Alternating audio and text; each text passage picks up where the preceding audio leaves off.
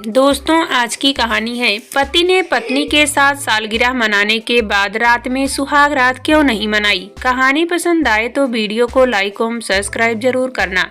वाह, इसे कहते हैं कि आग लेने गए थे और पैगंबरी मिल गई। रवि और पूनम के लॉन में अन्य दोस्तों को बैठा देखकर विकास बोला, हम लोग तो तुम्हें दावत देने आए थे, पर अब खुद ही खाकर जाएंगे।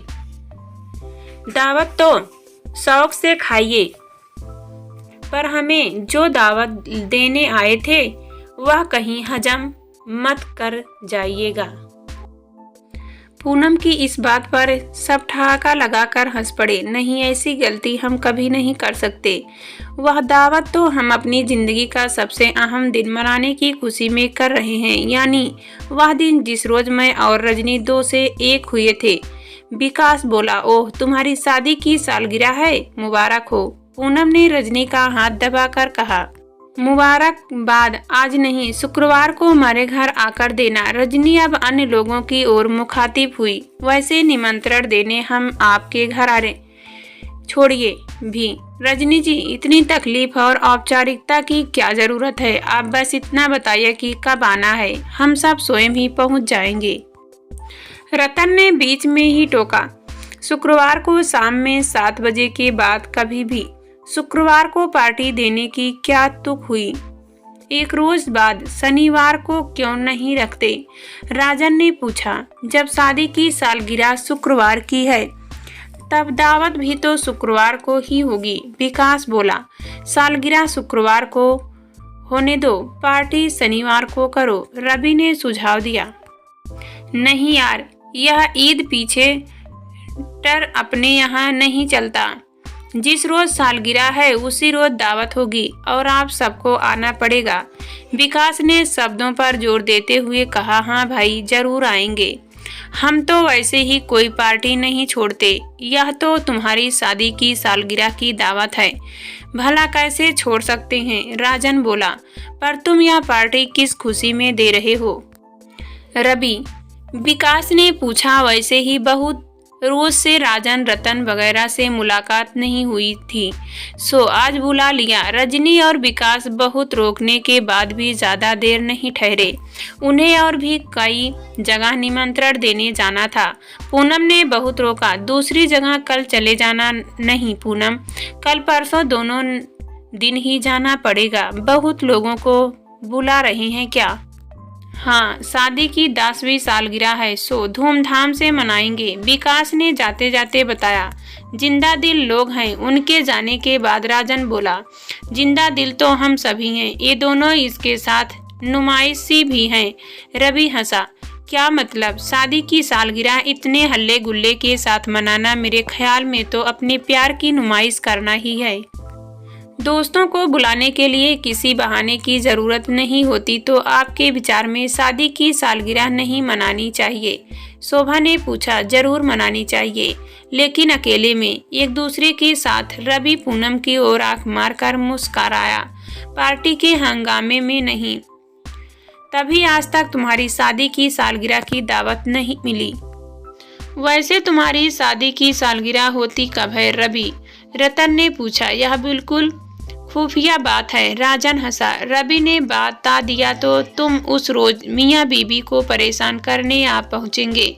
लेकिन यार, इंसान शादी करता ही बीबी के साथ रहने को है और हमेशा रहता भी उसके साथ ही है। फिर अगर खुशी के ऐसे चंद मौके दोस्तों के साथ मना लिया जाए तो हर्ज ही क्या है? खुशी के 4 चांद ही लग जाते हैं। रतन ने कहा। यही तो मैं कहती हूँ।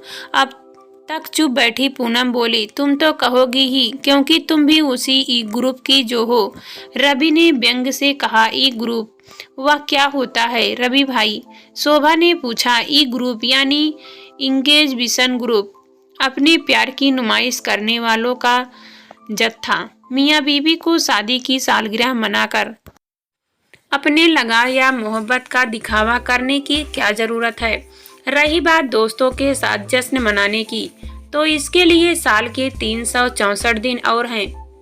इसका मतलब यह है कि शादी की सालगिरह बेडरूम में अपने पलंग पर ही मनानी चाहिए। राजन ने ठहाका लगाकर फब्दी कसी।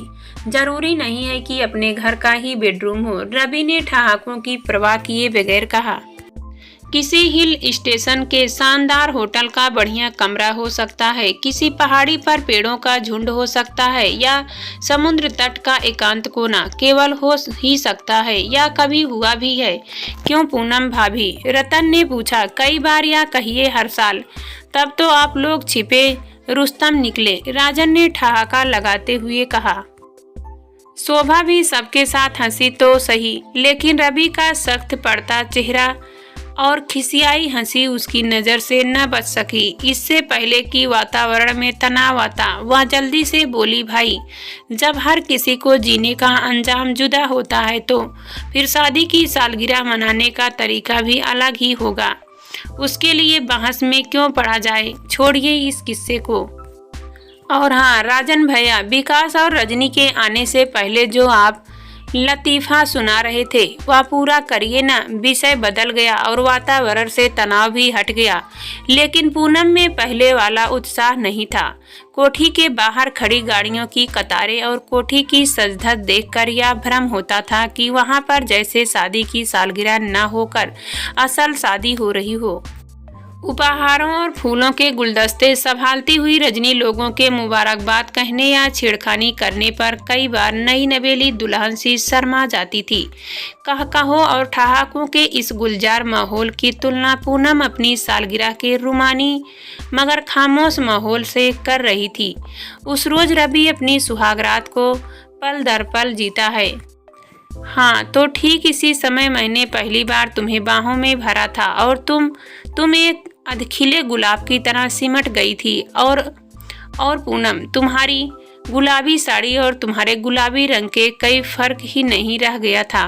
तुम्हें याद है ना मैंने क्या कहा था? अगर तुम यूं ही गुलाबी हो जाओगी तो तुम्हारी साड़ी उतारने के बाद भी मैं इसी धोखे में। ओह, तुम तो फिर बिल्कुल उसी तरह शर्मा गई, बिल्कुल वैसी ही छुई मुई की तरह छोटी सी। और उस उन्माद में रवि भी उसी रात का मतवाला मदहोश उन्मत्त प्रेमी लगने लगता। पूनम सुन, जरा मदद करवा। रजनी उसके पास आकर बोली, मैं अकेली किसे किसे देखूं?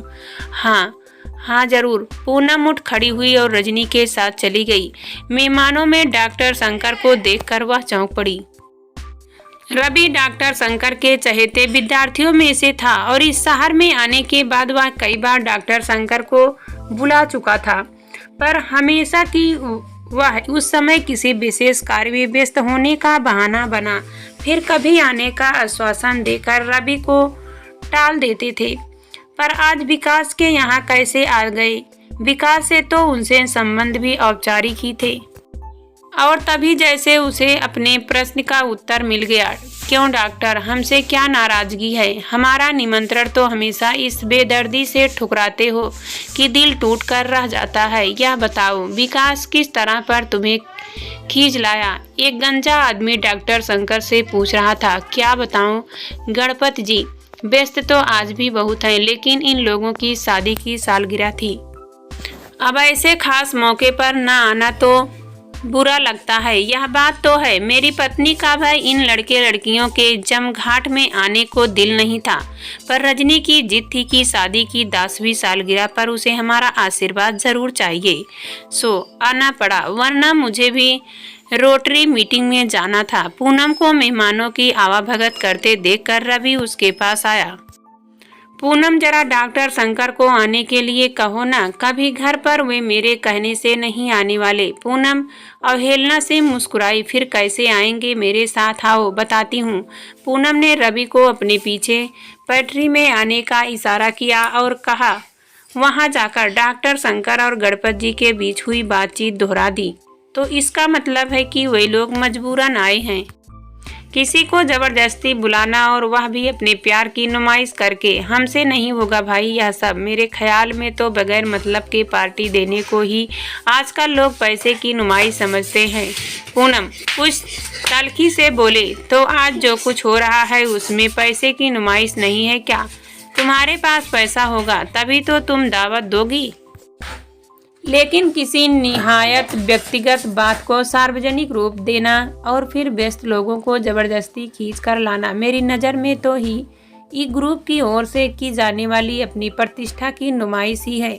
जहाँ तक मेरा ख्याल है, विकास और रजनी में प्यार कभी रहा ही नहीं है। वो इकट्ठे महज इसलिए रह रहे हैं कि हर साल धूमधाम से एक दूसरे की शादी का सालगिरह मना सके।